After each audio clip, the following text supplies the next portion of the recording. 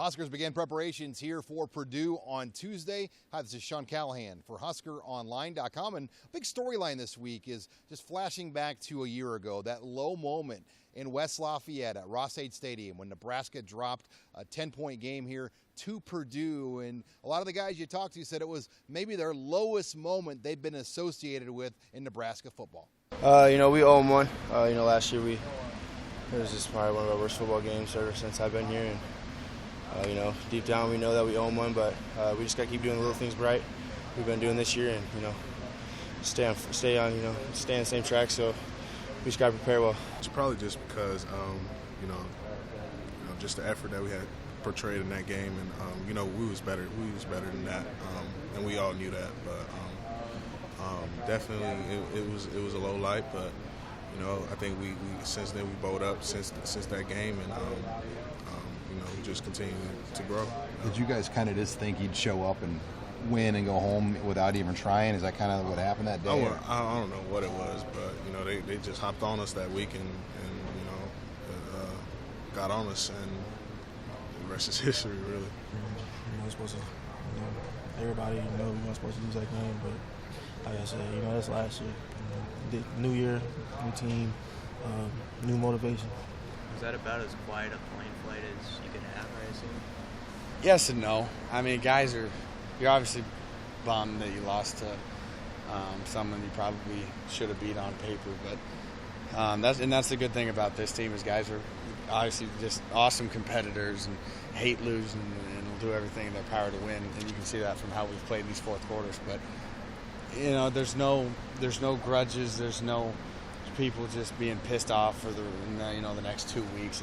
It's a good atmosphere, and it was quiet, but at the same time no one was sulking or beating themselves up to the point where you can't come back from it. I don't even know if I can watch that game over again, honestly. For me individually, I think that was probably one of my worst performances since I've been here. And as a team, I'd say it's probably one of our worst performances as a team too. So, like I said, we owe these guys one, and we just got to keep doing what we've been doing. Moving ahead now to this year, there's always that fear that the team could look ahead past Purdue, knowing the Boilermakers just fired head coach Darrell Hazell. But you get the impression that's not going to be the case here on Saturday. With all the goals that we have ahead of us, you want to play in the Big Ten Championship, beat Big Ten teams. You want a chance to be ranked nationally consistently, beat people. So all our goals are still in front of us. So I don't see anybody thinking about anybody except for Purdue and not even thinking about last year as much as that's who we play right now, and that's who we got to beat, and that's who we got to prepare and memorize and know those players. A lot of guys feel that way.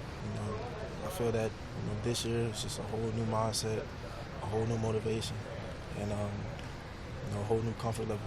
Going back now to last weekend's win over Indiana, linebacker Josh Banderas said it was the most complete game the Huskers have played on defense under this coaching staff. I think so.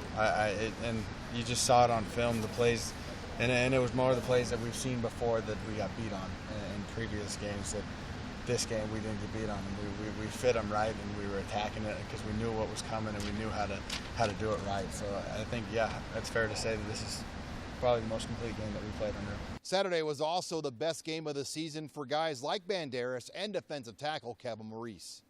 Kevin Maurice, once again, I think, just went out and just was a noticeable difference than him and than the other tackles in the league. I'm really, really proud of him, and I think Carlos is learning a lot from him.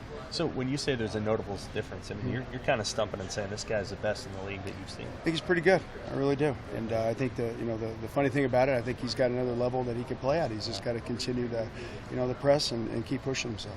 And finally, another interesting storyline going into Saturday is the defensive coordinator for Purdue is former Nebraska linebackers coach, special teams coordinator, and recruiting coordinator Ross Els. I think Coach Els, he's just one of the smartest coaches I've ever, got the privilege to be coached by. He knows his X and knows better than anything, and he recruited all of us.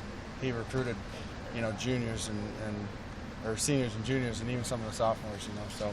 I'm sure the offensive coordinator is going to be, in his ear, asking about everybody and asking about matchups and stuff. So I'm excited that he's coming back, excited to see him and, get to talk to him. So it's definitely an advantage for him. Yeah, I talked to him. I think I've talked about all those guys every now and then, but Not during season. I haven't talked to any of those guys, but I've said a couple words to some of them. In injury news here from Tuesday, offensive lineman Nick Gates, defensive back Eric Lee, wide receiver Jordan Westerkamp, and tight end Sethan Carter all were held out here of practice. With the Huskers here in Lincoln, I'm Sean Callahan of HuskerOnline.com.